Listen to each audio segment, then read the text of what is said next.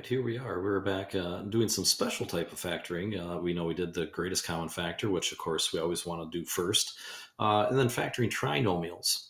Now, here's a unique case of doing what we call a difference of two squares. And what you're going to find is that we have the x squared, which is obviously a square number, but then we also have another number. You notice there's no middle term, there's no x term, and that's because what's going to happen is when we factor, it's going to be the same in both parentheses, except one's positive, one's negative. So it's going to add to zero, really. And so the difference of two squares, it's got to be subtraction. Doesn't work if it's addition. It's got to be difference. And so what you're going to see if we have x squared minus 4, well, we're going to go through like we normally do with our factoring. And we have to go x and x. And the deal is we're always going to have one positive, one negative.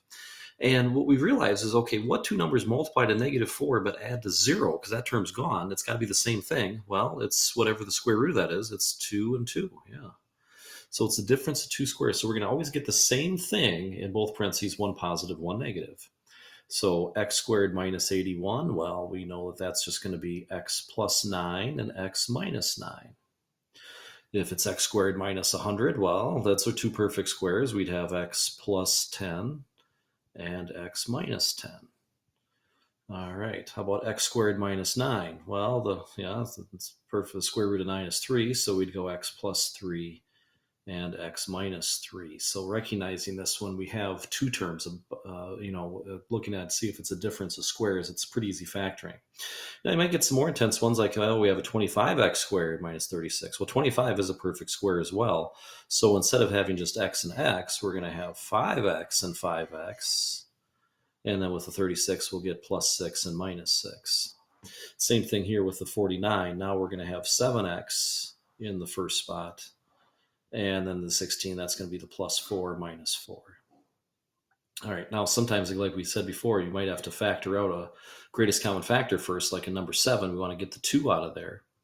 Well, if we do that, we're going to have x squared minus 16. Okay, that's an easy peasy one. Yeah, we got x plus 4, x minus 4 is what we get there. Oops. All right, and number 8, we're going to take out the x first, and then we have x squared minus 25, which we know that would just be x plus 5 and x minus 5. Okay, well, there we go, guys. That's the factoring difference of two squares. That's kind of a special way to do that. So that will be the last in our series of factoring review. We'll have a review out for you and then the quiz. So go through those and should be all good. So thanks for